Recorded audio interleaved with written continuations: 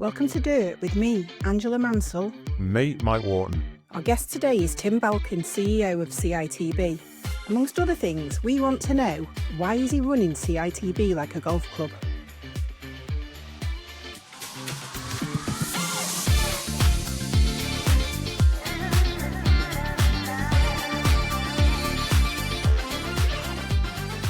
Tim, you mentioned the different committees, and we talked about board and representatives from specialists, etc. And what strikes me is that there are a lot of levels within CITB, a lot of different aspects to it. If you could rip up the whole piece of paper and start again, how would you do it differently? I told you like that question. Yeah, that's caught me a little bit. Look, we've worked really hard actually to make those committees work. And I think it's fair to say that I think we needed to engage those committees and those committee members more in the decision makings that we were doing. So, you know how it works on boards. You know, the executive team would turn up with a well thought through proposition, and then they'd ask the board whether to agree with that or not. And I'm caricaturing the scenario here. What we've been working really hard to do is, before we make those propositions, that we've engaged those particular members in our thinking at an earlier stage. So it doesn't matter how you frame those committees, you always end up with a governance system that looks a bit hierarchical anyway. I think it's how you use those members on the board to the greatest value. So there's a selection committee which is generally run by government if it's a board level. If it's run by a board if it's on a committee level. But it's choosing those individuals that are happy to roll the sleeves up and tell us when we haven't got things right. You know, we have our biggest critics previously we've now on the board, you know, because they had a genuine and legitimate voice to make. So it's about making sure that everybody's engaged and we are hearing those voices that we find uncomfortable as much as those that we find comfortable. So I wouldn't rip it up and start again necessarily. I'd just work harder to make sure we've got the right decision-making processes in place. Okay, that's a great politician's answer. I get that. But if we wind the clock back and we look at the time before you joined, there have been multiple restructures. There have been multiple redundancies going back. And each time after those redundancies, the headcount has actually gone up rather than down. So I was being a bit flippant when I said rip it up and start again. But the question still remains, really. If you could go through it with a hot knife and ease the way for money to get to SMEs and Micros, is there anything holding you back? What would you do? How would you do it? Would you change it? So the start of this 3.5-year journey with my team, in a sense, you know, because I've got a almost new exec team. There's a almost new senior leadership team. And it was being really clear about what our purpose in life is, you know. And if we think our purpose in life is to pay grant funding out, then it's the wrong team. You know, our purpose is to support and use that verb to support the industry to have a skilled, competent, and inclusive workforce. That's where our purpose lies. Once you're clear on that, then you can look at, well, what's the strategic themes that then fit under that? So we've got 3 themes now. One is around making sure we have a pipeline of people coming into the industry.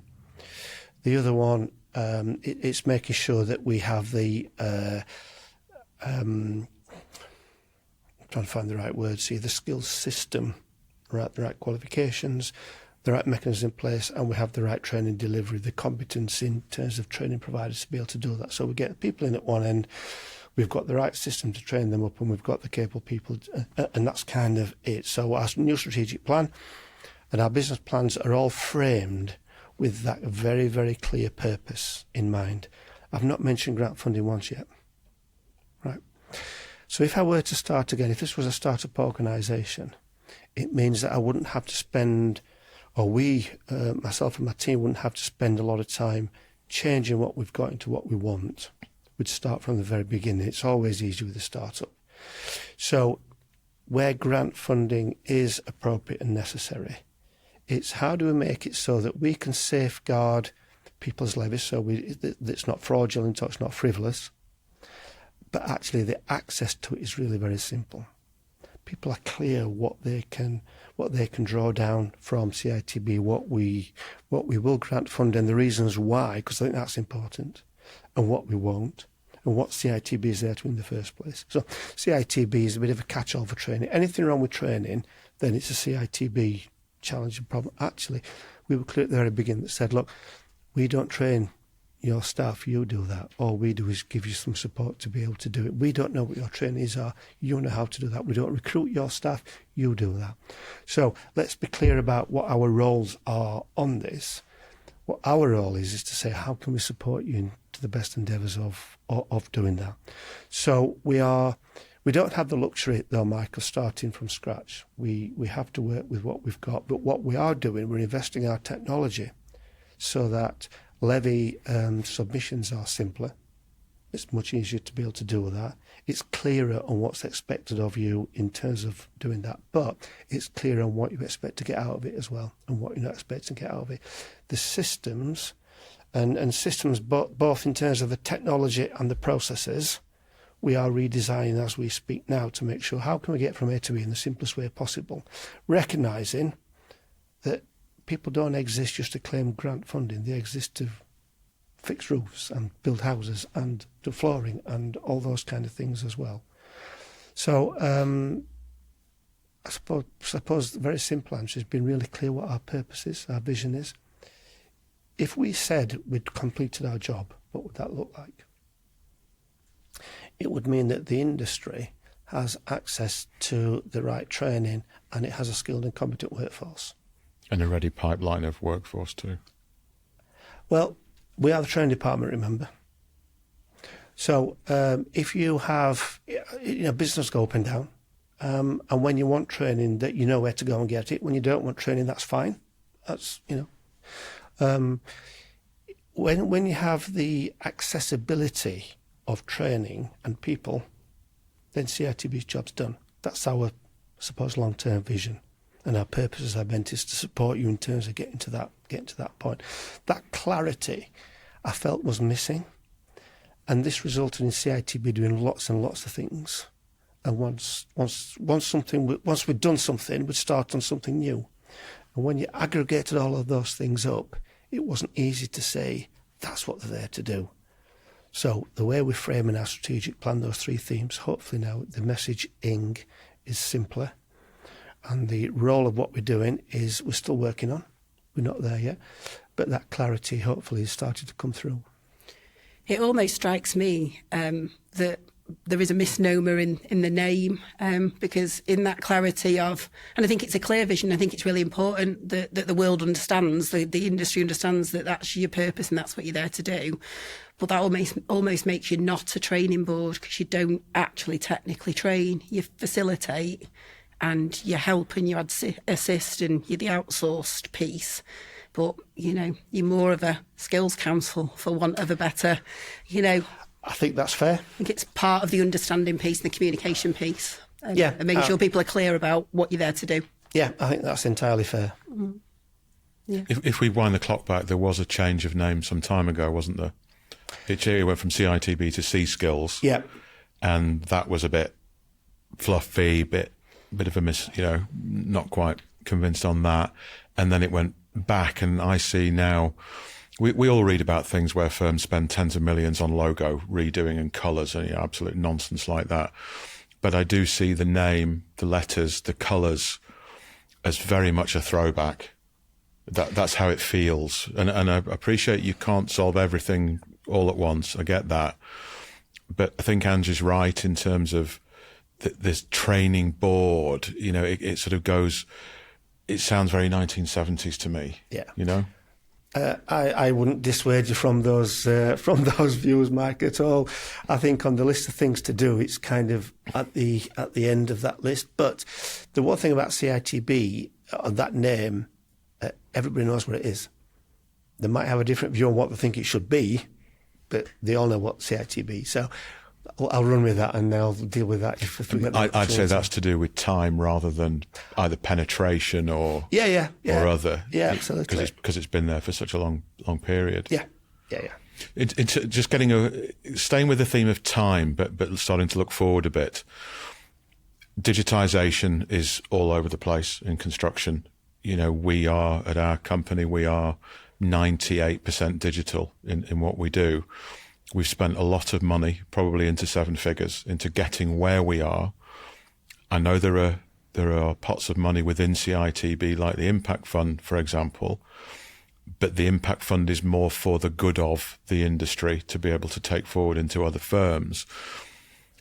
For your average SME and micro who has to now invest in digital, whether that's an app, whether that's a CRM, it doesn't really matter what it is, fleet management, it could be. Where does CITB sit with money for future growth, particularly digitisation? I think this is one of those areas where we can say this is what we do and this is what we don't do. So how you run and develop your business is down to you. Okay, when it says, is that a convenient way of saying get stuff, we're not doing it? It's much more polite than that. Yeah, but that's essentially what you said. Right. That's exactly what. Right. Yeah, pretty much. Okay. There's always a debate around, and I hear it very often, is CITB don't pay for marketing skills and don't pay for that skills. But I go back to this finite amount of money. Then it is more focused on the trades, and that's purposely so. I think there's a point in time, and I think we're coming to that, about saying how do we support competence and training skills to enable businesses to grow into that digitised world. So no, it's not up for us to develop your business. That's entirely up to you to do. How does that relate to the support you get on training and skills? Then that's where we can have a dialogue. Okay. So with that in mind then, where does CITB funding sit with that? Because at the moment, there isn't a mechanism for me to come to you guys and say, we want to digitise all our training and have various bits and pieces of that training automated, and for it through an API to speak to our favourite training provider. How do we access that? How do we start that conversation? Or how does any micro or SME start that conversation?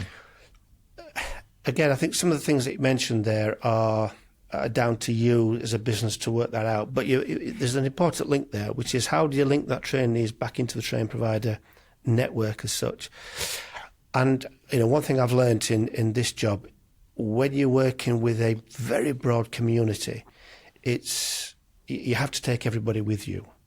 And it's the case, go alone, you go quickly, you go together, you go far, kind of thing. So the training provider network is a mechanism by which hopefully at some point in the not too distant future, we can start to put grant funding through that. Now, it's conditional on a number of things. Now, the reason why I say that is it moves away the administration burden on employers to claim their grant back.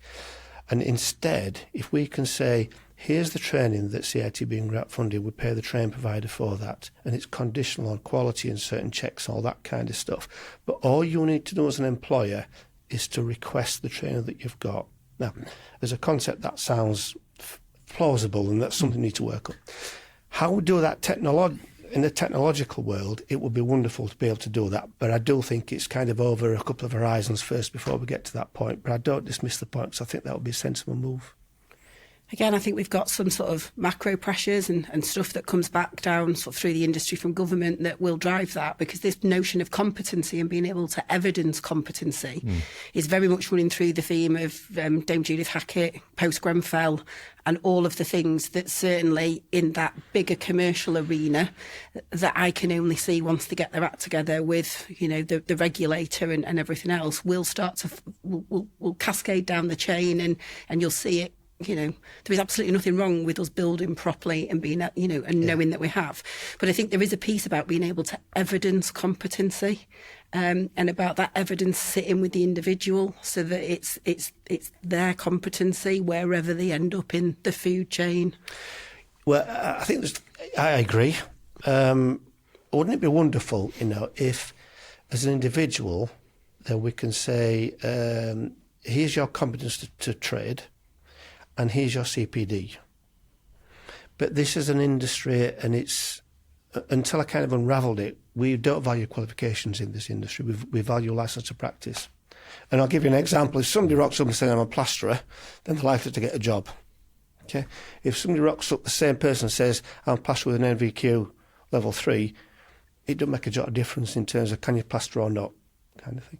So we have to start by recognising the level of competence and the skill level that we have. And competence may not be the same thing as skill, by the way. Having an overall register that does that, I think would be a really neat way of doing that. And then you can start moving the industry from saying, have we got enough people to do the job, to have we got the capabilities?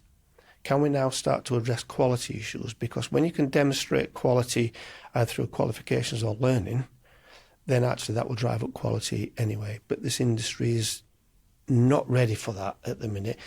That should not stop us moving towards finding a solution to that. So in the background, my team are looking at Train Register now in terms of what's its utility. And it'd be wonderful to do what you've just described. I think that's exactly where we should be.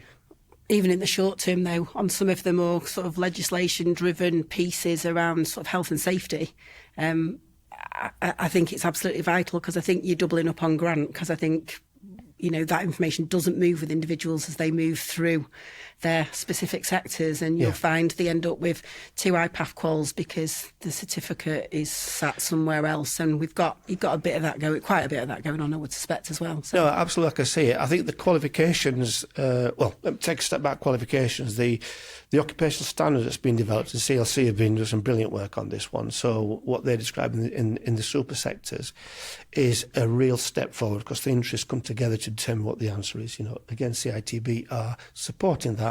We don't determine those standards other than it has to fit within a framework. The real key to that is to develop the qualifications from those standards. And one of my wish lists, if you like, is to have a qualification framework that's more agile. So if you're trained to be a plasterer, that's all you can do. The guys that built my house did a number of jobs. You know, they were multi-skilled. But we don't have a qualification system that actually reflects what happens on site on the domestic RMI level. It kind of works at the big level when you're doing the bigger buildings. You could probably tell me better than I can. But I do think there's an opportunity now to look at those qualifications to make sure that people are much more multi-skilled rather than those individual disciplines, because that's not how buildings are built. I think that would be one of my challenges in terms of looking forward and looking into the future. We seem to get very rooted, and CITB gets very rooted in the here and now. What do we need now? Yeah. And that future piece of, we shouldn't be thinking about what we need now. We need to be thinking about what we need in 5, 10, 20 years down the line. What does that look like? And we are moving to a pipeline that is going to be at a scale and of a complexity, especially when we think about sustainability and retrofit, for example. When you look at some of the challenges that people will face in those spaces, it's crying out for multi-skill, because the only way you'll be delivering that is with multi-skilled operatives, because that is the only way to do it. I sit here as a business that's evolving, you know, and we've got 1 foot in an industrialised manufacturing space and 1 foot on site. You know, we're in the MMC world. So, you know, where are we going with the methodology and the way sort of that's evolving? You mentioned a focus on brickies. Everyone gets focused on brickies and bricklayers. But what about the cladders? What about the people who can brick slip? Because that's what's coming down the track. You know, it's as much about that as anything else. So where are we sitting and looking at the future? So part of our strategic plan, there's an element there that says future skills. So it's recognised within that plan. But I'd love to have those conversations around what does the future look like, because you are much better placed to determine what that future looks like. We have some levers that we can pull with our grant system, with our ability to pull the networks together, all of that kind of stuff to bring everybody on side to do that. But... and this is where some of the challenges and some of the criticisms of CITB start to actually reveal themselves. We can do that, and I'd love to do that. And I actually think that you get greater value from your levy by doing that than just paying for the here and now.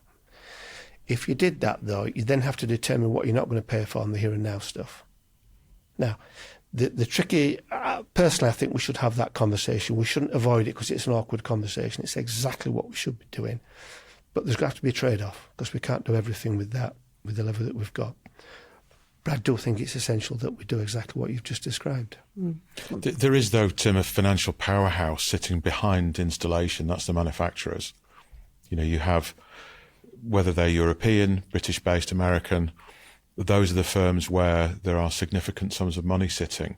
And they are, certainly in our sector in roofing and cladding, what they will do is they'll provide their own specific training courses that are often benchmarked around MVQ for the operative to get a ticket, as it's generally known, in installing that particular system.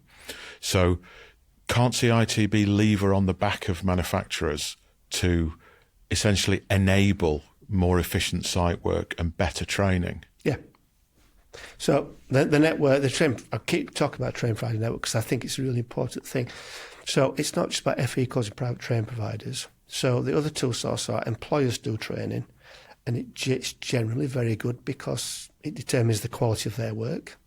And the other one is manufacturing. The reason why I'm so attracted to manufacturing training, my team will tell you that I'm constantly banging the drum about this, Mike.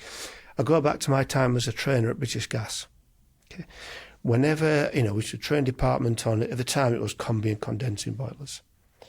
And we had a range of them, and we started to bring the manufacturers in. And then all of a sudden, rather than the manufacturers coming to us to put their own training on, the reason why they did that is because most of the warranty complaints they got were through bad installation, not because of the appliance.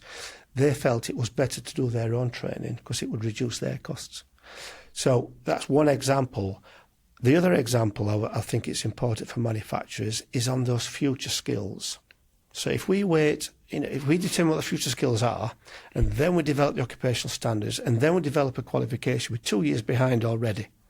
The manufacturers are right at that kind of pinnacle of new changes, new technologies, new methodologies of doing stuff. I'm speaking to the CPA, which is the Construction Products Association, to make sure that we get that linked properly. Okay, so if I'm a manufacturer of roofing materials, flat roofing, felt, PVC, whatever, and I'm making X number of rolls, tens of millions of pounds a year, and I want to ensure that my approved installers are appropriately trained, how would I best engage with CITB and say, look, we've got training facilities, we've got materials that we can put into this, we've got our own trainers. How do we progress that? I think it's looking at what is the training, what does it lead to in terms of recognition of learning? Because that would be their own ticket, right? Yeah, exactly. But that doesn't prevent, doesn't say the answer is going to be no. But it has to lead to something. Again, we're very conscious spending your levy money. So we have to get an outcome for that. And then how does that fit into the broader qualifications system? So what I do know is that manufacturers are brilliant at supporting FE colleges at the minute, and without manufacturers, I think FE training would be significantly poorer than what it is. So it's already happening. But what manufacturers are doing is supporting the existing qualification frameworks, and I think that's right. There is scope, though, right at that cutting edge of there's new technology coming out here. How do we get that in there? I suppose the honest answer, Mike, we need to develop a mechanism to do that. I think there was an opportunity missed with BCP, the Basic Competency Programme, where there was grant available. If you're a contractor and you sent some of your operatives to a manufacturer for manufacturer training, you were given grant on the back of that. And it was on the basis of a very specific set of skills that were benchmarked back to a qual. In other words, essentially an introduction to an MVQ2. Yeah. So the operative goes through the BCP system, and at the end of that, he gets a big green tick, thanks very much. And then the next bit of that was supposed to be, that's the lead into an MVQ2 on the basis of an OSAT as and when. The problem was, though, that it didn't lead to the MVQ2 because manufacturers were claiming, and trade federations were claiming significant funds for this, but there was no incentive to get to the MVQ2 point. But the design was introduction to the manufacturer, basic competency, then MVQ2. So I think the concept of that, I think, was right. Yeah. The execution was wrong. Well, if you look at the strategy, what we're talking about are modular-based qualifications.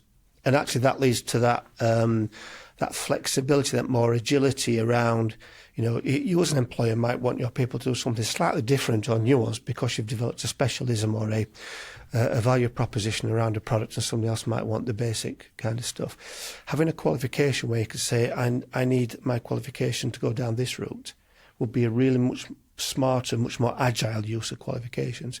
That's precisely what we are planning to do. What's your timetable then around that? It's going to be, there's 12 occupational standards that's currently being, it's just about being finalised. The qualification will take another year plus to be able to do that. Okay, short term then, essentially. I think it's more medium term than short term. So somewhere between 2 and 3 years. I liked how you just pushed back on that straight away and said, oh, hold on a minute. Just in case you hold me to account on it. So I think the only other sort of thing to just think about though is unlike the gas industry, the product manufacturers in construction are not linked to installation warranties. So there's actually no what's in it for me behind the scenes, because a lot of them warranty the product, they don't warranty the installation. And there is this gap and there is this disconnect between that whole piece around what is the motivation and why should they and what does that look like. So I just think we need to I think they've got a huge role to play. And I certainly know within we're born out of a dry lining sort of sector, and we've moved into structural and light gauge steel and panelisation and all sorts of things. But it's largely linked to, framework, boarding, finishing. The principles across the piece exist. But what's in it for the manufacturer? I think we just need to be minded about bringing them along with us. And of course, our customers aren't manufacturers. What we see in manufacturers is another lever that we can use to support our customers. So it's getting them engaged in. That was my point, essentially. It's getting them involved in that process. But you touched on something there, which is about the use of those manufacturers' goods, in a sense. I think what you're talking there is competence. So how does an individual keep up to date with their competence? I watched the guy put the roof on mine. He used in a particular roof tile. I thought I'd never seen that before. It looked like it got holes in it, actually, but it was just a new way of doing things. But if I talk to different builders, they've got different ways of doing it. And what I find is that when you learn a particular trade, you tend to get stuck at the things that you learnt at that time, unless there's a mechanism to constantly update you. And manufacturers are really good at finding new stuff to sell, and it's often, let's just say, it's progress. There isn't that CPD within construction that says, actually, I need to go on a tiling course. I've been tiling for 30 years. Yeah, no, but you need to know something new. I think it ties back to the piece around, we've been talking about competence and skills. I think the other bits to the competence piece is knowledge and behaviours. Yeah. It's KSB, isn't it? So it's knowledge, skills and behaviours. And some of this links back to the knowledge piece as much as the skills, not just what am I doing, but why am I doing it? Absolutely. And then behaviours, what's the best way and the right way to be doing it? So I think behaviours is down to the employer to make sure that that's their staff, they're responsible in a sense to make sure that their team are behaving in the right way. I think the knowledge bit is the easiest thing to do. So, if I was trained as a gasman, actually all I needed, if you take heat pumps, for example, new technologies, all I needed is some knowledge, because I've got the kind of skills, I kind of understand the concepts, but I just need that knowledge. It goes back to something you said, Mike, around we don't need to send somebody away on a course to learn this stuff. They can do that sat with the dinner on the lap, looking at the laptop, reading about what that knowledge needs to be. As an employer, you might want to put your own quality assurance mechanisms or your own competence assurance mechanism. That's entirely fine. But I think that's where that training needs to do. It needs to upskill the current workforce as well. We do seem to be getting pulled if we're not careful, though, actually. It's a really interesting point. So we're looking at the future, we're looking at sustainability, but I'm sick of hearing the term green skills. Because your analogy there is as a gas fitter, you can move into an air source heat pump and install that. I think if we're not careful, we're about to get to a point where we're training a lot of people up to install an air source heat pump. And is that what we need as a set of skills? I'm not sure. I think when I spoke about getting this job, and I said, I don't think there's a tradesperson out there that doesn't do 90% of their jobs in their house, whether it's their trade or not. So with the skills, you've got these hand skills, if you like, and you can apply your mind and your capabilities to what you can do with your hands. It's a broad scope. We just need to utilise the resources that we've got. It's not green skills is a funny one actually, because these aren't new skills. They're just an evolving skill set. Very rarely is it something brand new. We've got the capability. Whether we've got enough is another issue, but we've got the capabilities to do all that now. Just to touch on Angie's point, the behaviour piece is so important. We look at the culture of construction. It's something that I talk about on social media a lot, about culture, and that ties in quite neatly. It's a bad term, but it ties in with mental health in terms of particularly site behaviour and how that all fits together. Do you think CITB has a place in terms of, because of the skills element and the training element, to adjust that culture and behaviour? Yes, I do think so. This is about, our role is to support the industry, and the industry has particular needs. And the mental health is an interesting one, because you can apply that very coldly and say, but that's not about plastering, that's not about get on top of my roof. But actually, these are the individuals that do those tasks. So I think I just don't think you can divorce the two issues together. And look, this industry has a mental health problem, doesn't it? If not a crisis. And CITB does have a unique position.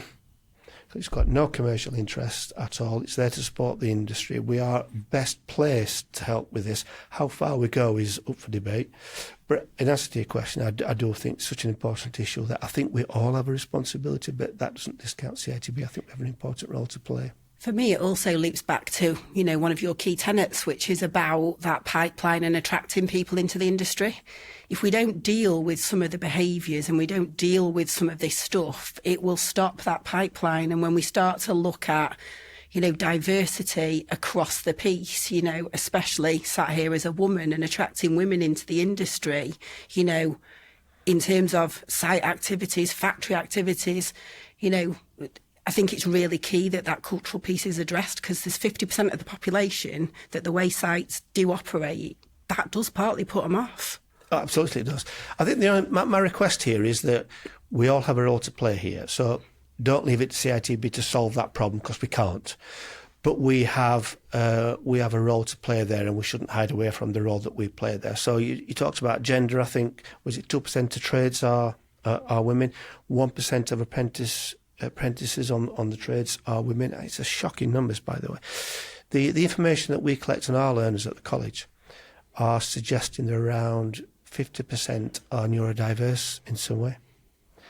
And understanding that, because I have this within my family as well. If you understand that, it doesn't make anybody less capable. It just means that you can reframe how those individuals learn. And actually, to be honest, you'd want some of that neurodiverse traits within the industry, because they can get really focused and they can get really, they're really good at making sure the job's kind of finished, etc., etc. So it's using those talents, but if we don't recognise it, we can't do anything about it. And the other thing around this is that management and leadership skills.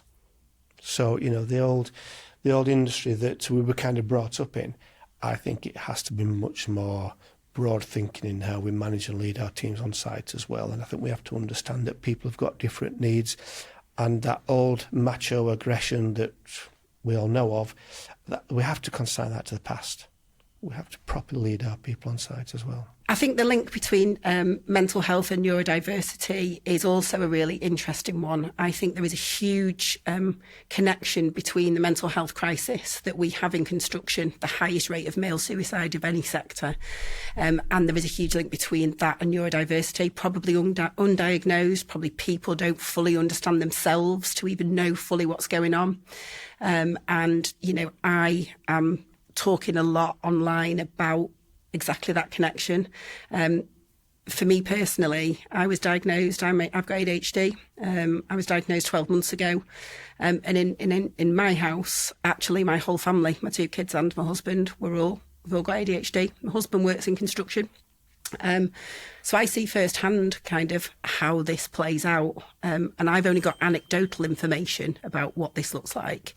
But I think it's a really, really important conversation that we need to be having. And I think it links into that global piece of it isn't just CITB's kind of place, but I think CITB could and should be facilitating this higher level conversation to understand then what everybody's roles are and where it all fits. I'd like to see neurodiversity awareness, for example, sitting as part of mental health first aid training. I think there is a correlation that there are places for some of this stuff to sit. So I think for me that higher level piece is really important. And I'm more than happy to talk afterwards, actually, about how we do that, because I'm very happy to play the role that you're describing there, and I think it's such an important role. So it's a slightly different example, if I can. So if you look at some of the qualifications and some of the education attainment levels that government want to do on maths and English. So I can give you lots of examples, but one particular stuck in mind where we have an individual that's failed at school. They actually passed the maths. That wasn't a difficulty for them. It was the English that they struggled with. This person, clearly neurodiverse in some ways. The black and white stuff was dead easy because the maths is either right or wrong. That's why they found maths easy. And they weren't able to get through their apprenticeship because they couldn't pass the English. The advice we got was, well, we'll have to give them something else then. So not only has the school system failed them at that level, we have an apprenticeship which has also made them a failure. I mean, we've just literally taken the stepladder and the drawbridge up for that one individual. Anyway, we've persevered with that person, we've got them through. We've changed the way that we teach English and maths because it's not, I think it's an important subject, but it's exactly the way that we frame it is exactly what turned me off from school. But yeah, if you take a scaffolder in terms of the loading, if you take a Pythagoras in terms of a bricklayer, if they don't know how to do a 90-degree angle, there's something seriously wrong. We can frame it very, very differently. So it's not so much the learning level, it's how we teach some of this stuff. And not making people failures if their brain operates in a different way, because we ought to celebrate what they're good at, not what they're not good at. Well, there's a very high comorbidity with ADHD and with dyslexia that even the wider world doesn't really seem to make the connection. So there's no surprise that people struggle with writing and with English. Yeah. That's kind of where it sits. But if you sit them down, talk to them and ask them to have a conversation with you, they understand, they comprehend, and some of the principles that you're trying to employ, but by getting them to write, like you say, there's a different way of assessing it, isn't there? Yeah, and this is it. And I think, this is a wonderful industry because it gives an opportunity for everybody. Okay, we're not particularly good at attracting everybody, but it does give that opportunity for everybody. But we have to make sure that if it's so inclusive in terms of getting people through the door, that we actually respond to their individual needs rather than just the normal needs that we now call it. How about thinking about that though as an opportunity? Because if you flip that round, we have a situation where a lot of people end up in construction by default. Yeah. How about if we flip that round and recognise that that's what was going on, and we actively went out to pursue those people and got them engaged and interested much earlier on and ploughed their path to us much sooner than we do?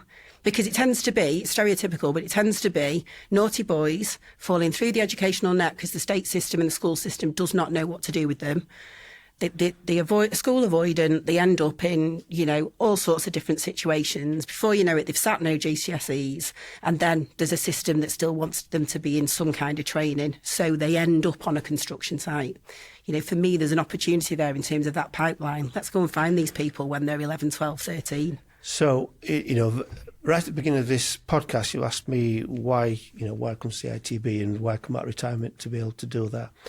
It's giving the opportunity that I have as an apprentice at a scale to people who would really value the opportunity that construction offers. But I'm going to push back a little bit, Angela, if I can, because you said, why don't you do this? And I'm saying, actually, is that CITB's role? We can support you in doing that, but you're the employers. You're the one that take these people on. It's you that really needs to understand that messaging. We can help you get there. I'm sure we can. We've got not discounting our role.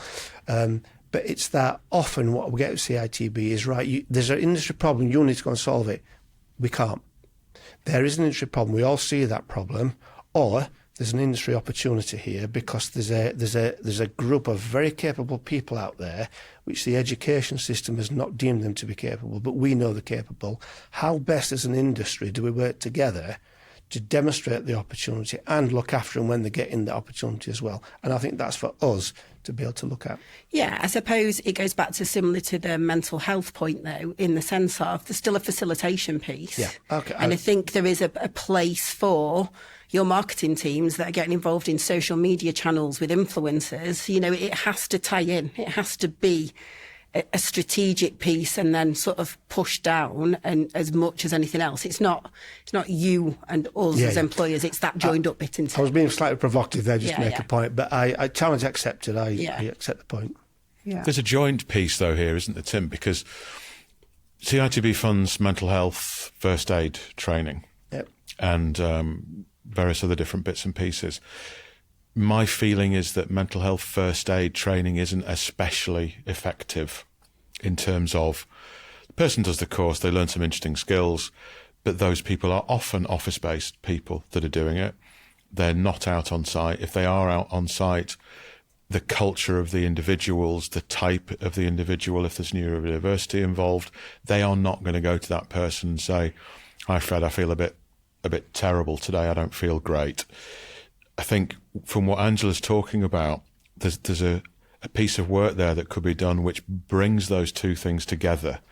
So Angela's point about neurodiversity and the pipeline of individuals, also the cultural piece on site, which I appreciate is not CITB's role to change that, but it would start to change it if CITB got involved earlier with those individuals and with appropriate training that wasn't just all about, "Are you okay, Fred?"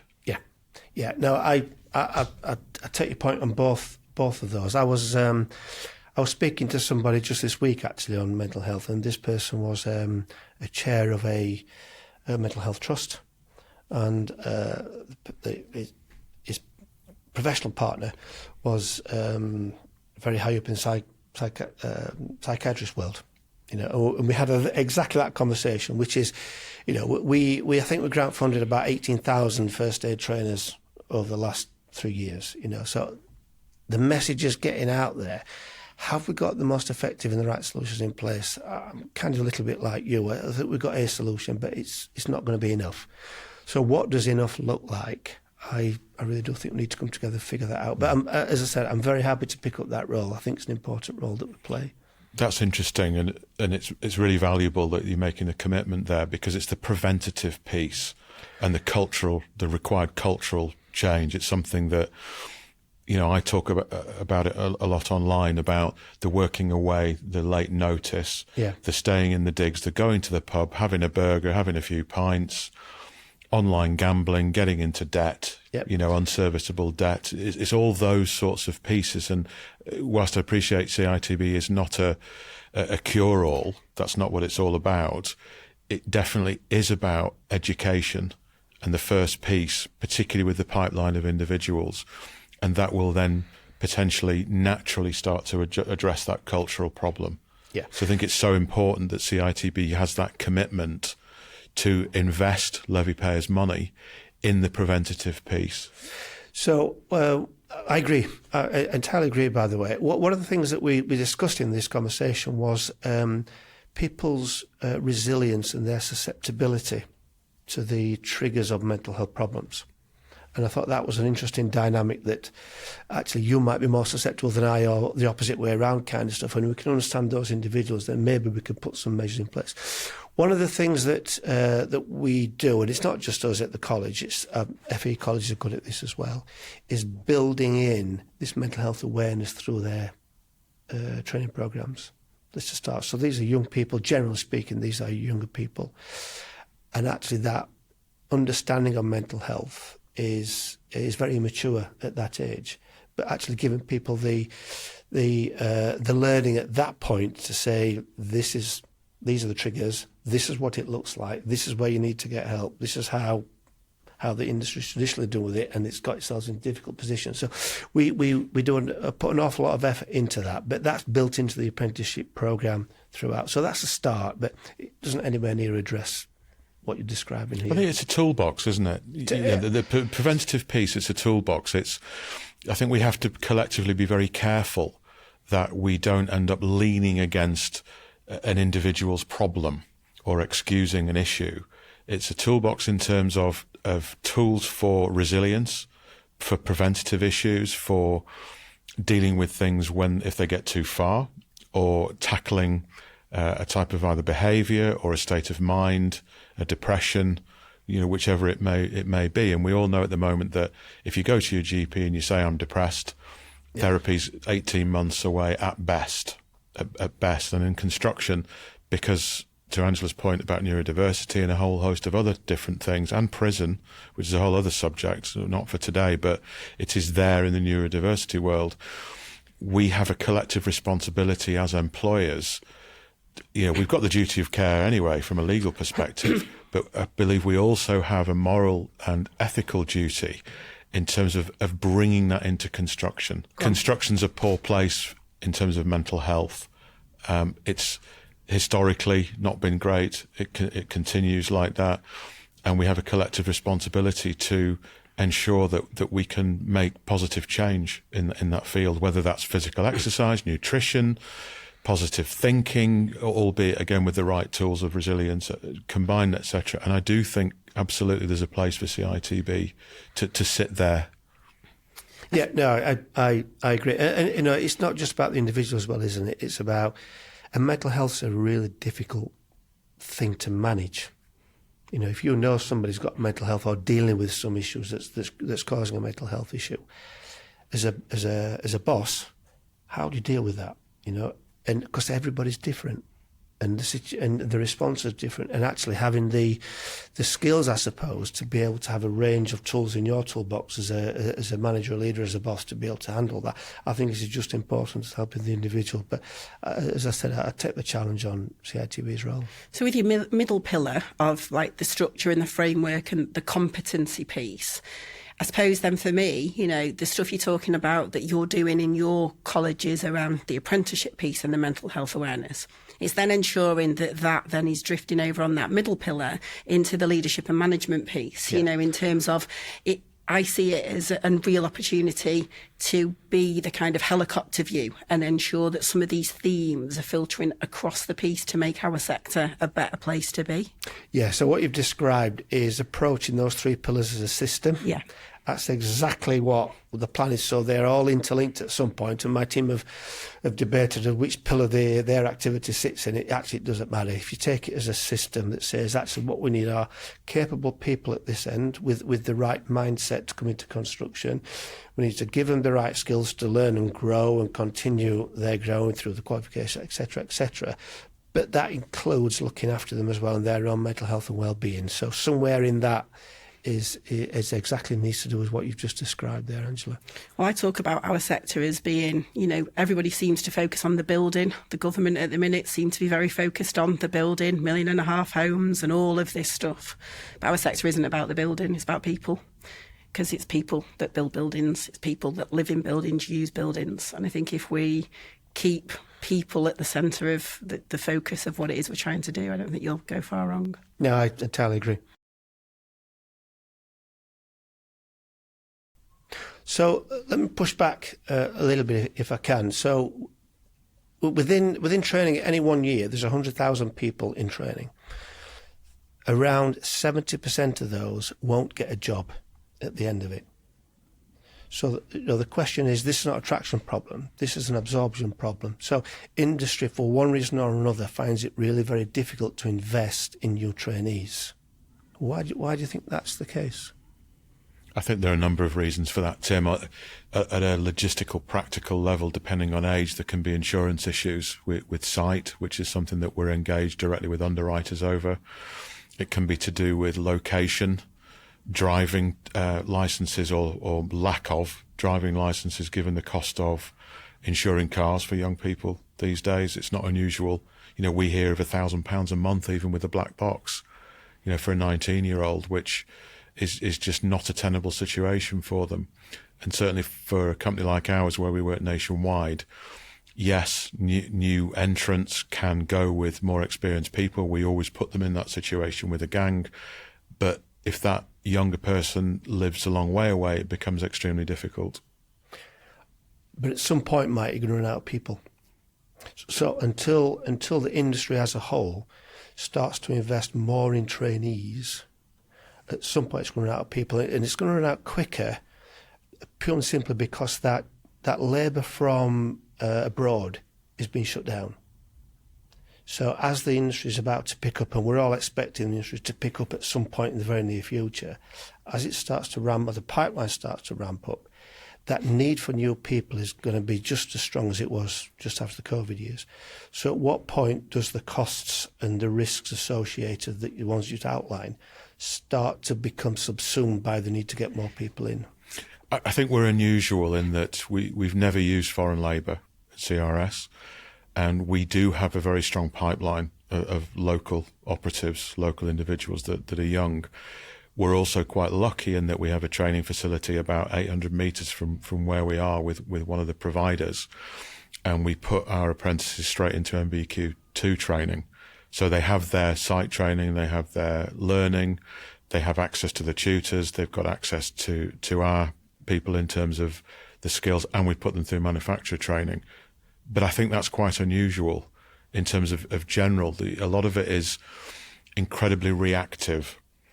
If an operative's required, they'll get sent anywhere at a moment's notice, regardless of age. And if they have to go with somebody more senior and older, then that's what they have to do. So I think industry in general suffers from this piece of it's just far, far too reactive. But again, to the point about government wants subcontract labour to become PAYE labour. But yet, if the demand isn't there, if we're in a cyclical downturn, which we are at present, why are we taking on more people? You know, there's a cash flow issue in the commercial world, as I'm sure you understand. So, yes, we have a pipeline there, but your micros don't. They are far, far and away more reactive than we are. Whichever way you dress it up, we are a project-driven industry. We are driven by the project. Yes. We are not really driven by a pipeline. We go from project to project to project. And we have no certainty from one project to the next project because of the procurement cycle and the way that we do business in our industry. So I think the challenge is always pipeline. But even if you set that aside, I think this often feels to a lot of people like a top-down approach. There's 100,000 people being trained. To push back to you, how many of those are dry liners? Because I know what the answer is to that. Single digits, if any.